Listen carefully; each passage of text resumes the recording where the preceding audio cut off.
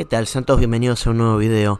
Hoy les voy a contar la historia de un equipo que estaba quinto en la tabla de promedios y que en contra de todo pronóstico descendió de categoría.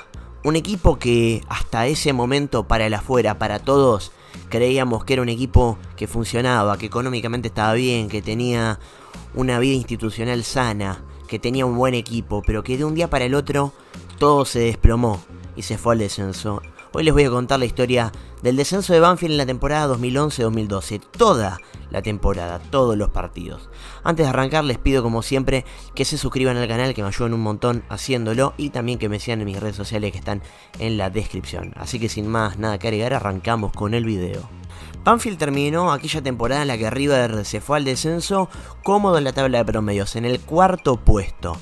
En ese torneo había llegado el gallego Méndez a la dirección técnica por la ida de Falcioni a Boca, había hecho las cosas muy bien, había terminado octavo, había levantado la floja performance que había tenido el equipo en la apertura y Banfield estaba cómodo en la tabla de promedios, sobre todo porque tenía el colchón de cuando salió campeón en la temporada 2009-2010, además de que también había hecho un muy buen torneo clausura. Para esta temporada llegó Broggi, llegó Acevedo, Carboni, que era un jugador muy querido en Lanús, pero que después dijo que era de Banfield y volvía después de muchos años en Europa, el Luchans, el Rorro López, que era otro refuerzo de jerarquía, y volvía el Luchetti de Boca. Se habían ido algunos jugadores importantes como Gabriel Méndez, el Ruso García, Carrusca, Maxi Bustos, Bolonia, Julio Barraza, uno de los emblemas de los últimos años del taladro, o el Cachi Celaya. El debut era contra el recién ascendido Atlético de Rafaela, abrían el campeonato los dos, a los 10 minutos Gandín de penal metía el primero, Banfield sacó del medio, perdió la pelota y de contra le invocaron el segundo.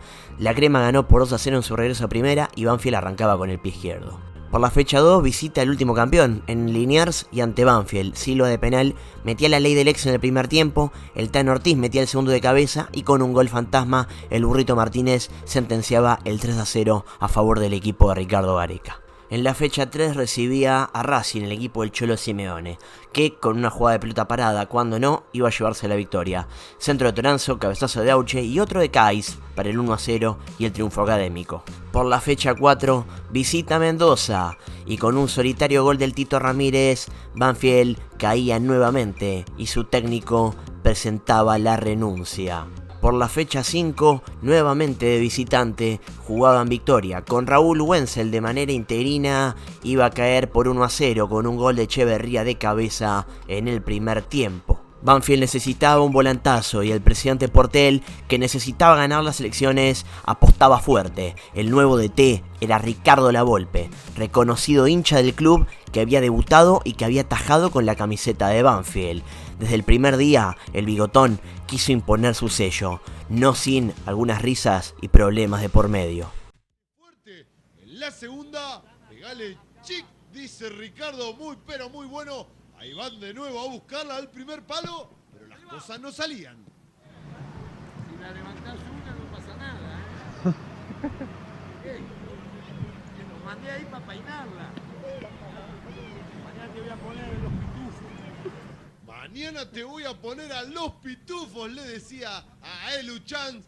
Genial la onda de la Volpe. La cosa que la práctica seguía con sonrisas. Más allá de la seriedad del DT, la práctica terminó con el Richard gesticulando con la sonrisa de sus jugadores. Pero el debut no pudo ser peor. De un pelotazo de Campestrini y la nula reacción de todos los jugadores, llegaba el único gol del partido ante Arsenal, convertido por Celaya. Sexta derrota consecutiva para el taladro. Y en la fecha 7 se rompería el maleficio. El Luchans de tiro libre convertía el primer gol del campeonato y le daba el primer triunfo a Banfield en el torneo. En la fecha 8 llegaba Olimpo y Role de tiro libre metía el 1-0. En el segundo tiempo, con un gol de Maxi Lazo, Banfield evitaba una nueva caída de local. Pero en la fecha 9 volvería a perder, esta vez ante el recién ascendido Unión.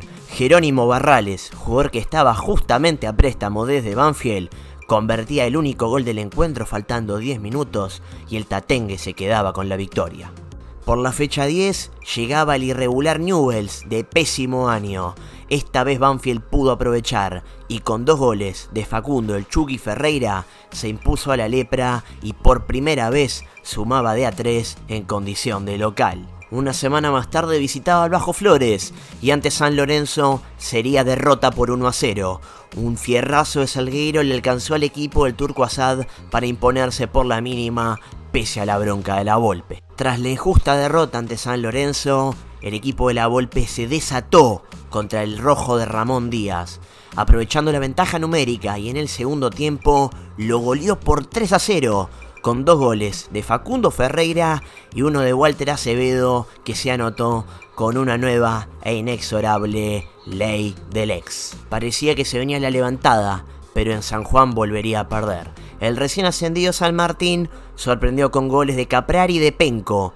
Jonathan Gómez descontó sobre el final, pero los de Garnero se quedaron con la victoria. En la fecha número 14 llegaba el clásico. Parecía que Banfield iba a imponer su paternidad cuando en apenas 6 minutos, con una palomita en contra, Goltz metía el 1-0 en favor del Taladro. Pero el Granate se supo reponer y los de Schurrer ganaron finalmente por 2-1 con los goles de Pavone y de Carlos Izquierdos. En apenas 10 minutos lo dio vuelta y se quedaba con el clásico en territorio enemigo. Por la fecha número 15 jugaba ante Estudiantes en Quilmes y el Rorro López metía el 1-0 para el Taladro. El pincha estaba último junto con Banfield y los hinchas suspendían el partido. Recién se reanudó en febrero. Ya sin la Volpe como técnico, Estudiantes lo dio vuelta con goles de Boselli y de Gabriel Mercado.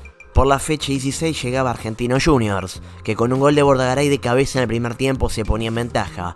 El Taladro reaccionó en la segunda parte, con el tanto del empate de Jonathan Gómez y el cabezazo de Ferreira para dar vuelta al partido.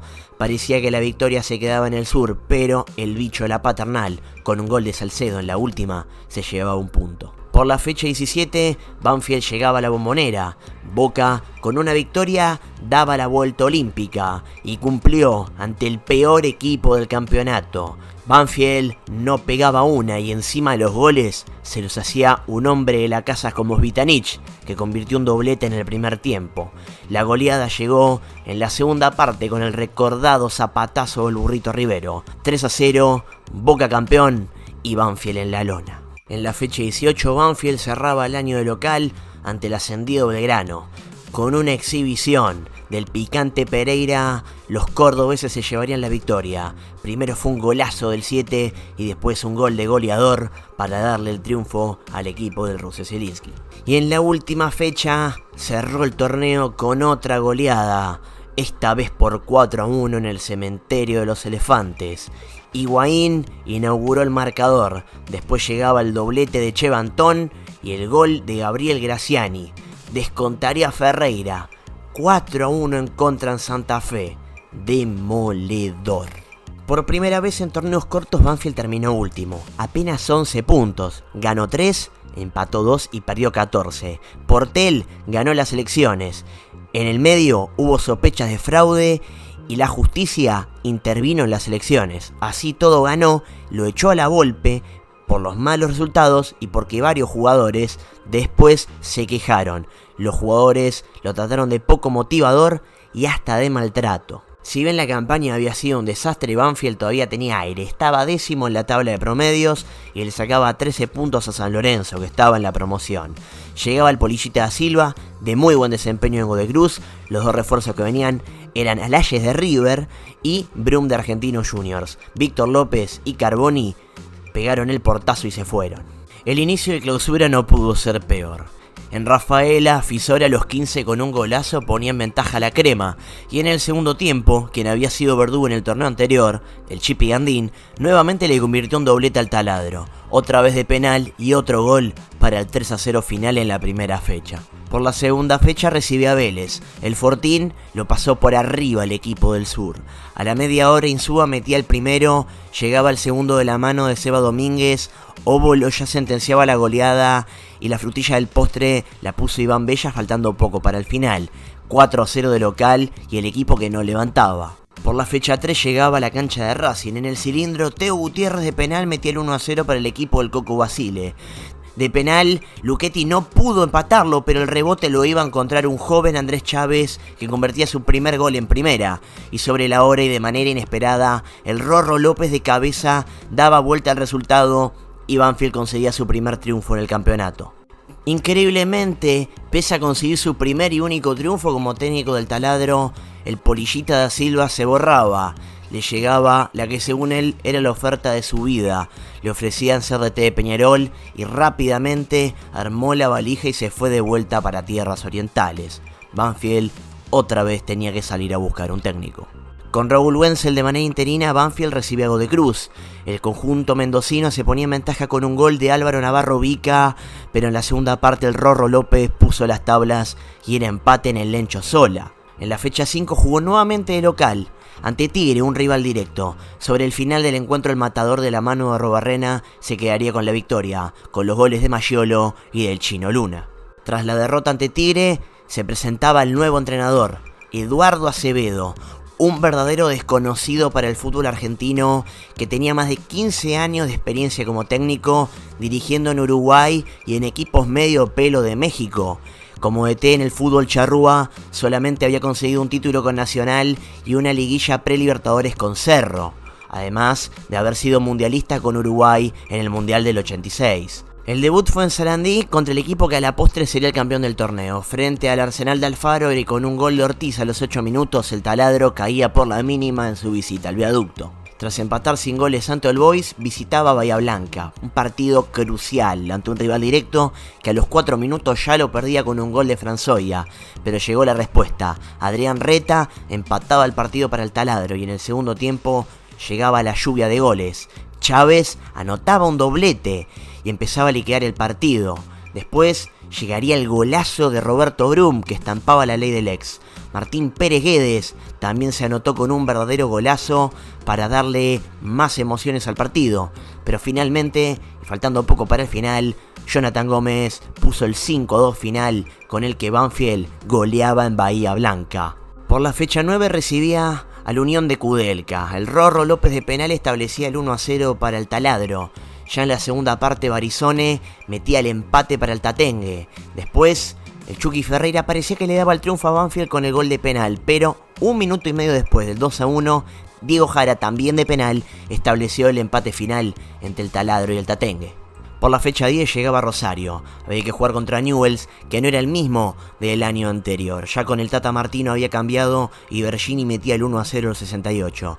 Muñoz empezaba a liquidar el partido a los 86 y a los 90 Aquino sellaba la goleada en el Parque de la Independencia. En la fecha 11, una verdadera final por el descenso contra San Lorenzo. El equipo de Caruso Lombardi se ponía en ventaja con gol de Carlos Bueno, pero con la última bala, con el último aliento, llegó el empate. El córner para Banfield, se prepara De Sousa, todos a buscar el empate. Allá va el zurdazo de Sousa.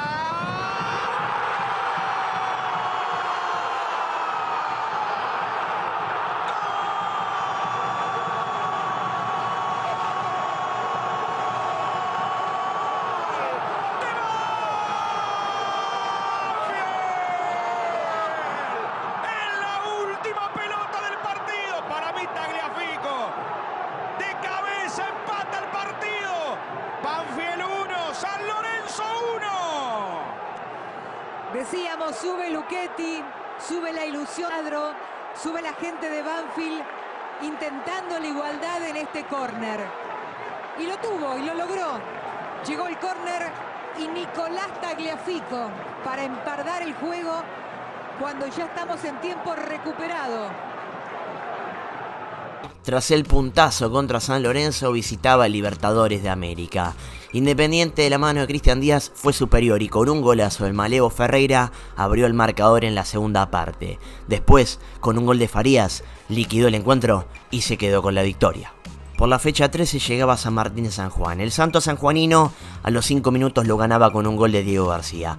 Marcelo Quinteros estampó el empate a los 39, pero otro gol de Diego García le daba el triunfo a los sanjuaninos y complicaba a Banfield. En la fecha 14 era el clásico en la Fortaleza y a los 7 minutos Braguieri metía el 1-0 para el Granate y a los 13 con una perlita de Mariano Pavone llegaba el 2-0 del Grana, pero Lanús levantó el pie del acelerador y Banfield con orgullo llegó al descuento de la mano de Ferreira, pero no hubo tiempo para más y Lanús se quedaba con el clásico. En la fecha 15 llegaba Estudiantes. El pincha se iba a ir con ventaja al descanso. Primero con un gol de Cerulite y después con un gol del joven Dugan Zapata. En el segundo tiempo el pincha se floreaba y con un gol de la Gata Fernández llegaba al tercero. Banfield no podía salir del pozo, ya estaba cada vez más cerca de la promoción. Por la fecha 16 visita la Paternal y a los 26 penal para Banfield y expulsión para el arquero Ojeda. Entraba Nereo atajaba el penal y Banfield no levantaba cabeza. Después quedaron 10 contra 10 y Bárzola de penal, faltando 15 para el final, estampaba el 1-0 y se empezaba a achicar el margen de los dirigidos por Acevedo. Fecha 17 llegaba Boca, que iba por el campeonato y estaba puntero. Banfield jugaba con uno menos de los 4 del primer tiempo, pero Alayes metía el 1-0. Iba por la épica, pero Ladino, intentando evitar que Silva haga un gol, se mandó un golazo en contra. Fue 1-1 y todavía tenía aire el taladro. Por la fecha 18 visitaba el Gigante de Alberdi. Ante Belgrano pegaba de arranque a los 30 segundos gol de Diego de Sousa.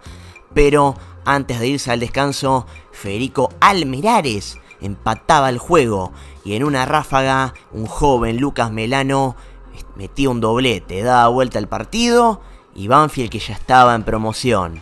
Llegaba la última fecha, llegaba Colón. Banfield hasta perdiendo podía jugar la promoción si se le daban resultados ajenos. A los 10 minutos Prediger metía el primero y en 2 minutos el Vichy Fuertes metió un doblete. En media hora Banfield ya perdía por 3-0 y tenía que rezar a que se le den los resultados de otras canchas. Rafaela ganaba y de a poquito San Lorenzo empezaba a sacar adelante su partido con San Martín. Finalmente no se dio la épica, no se dio el milagro. Banfield terminó último y se iba al descenso.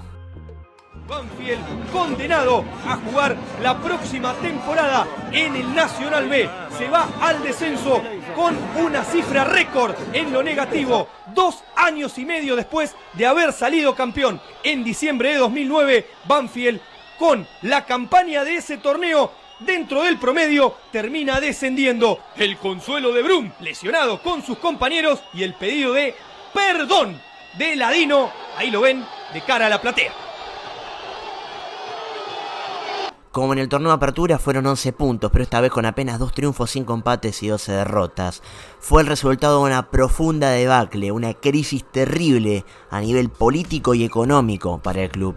Portel se fue y dejó un montón de muertos que con el tiempo Banfield pudo ir levantando y recuperando. Un descenso histórico. Por primera y única vez un equipo se iba al descenso con una campaña de campeón.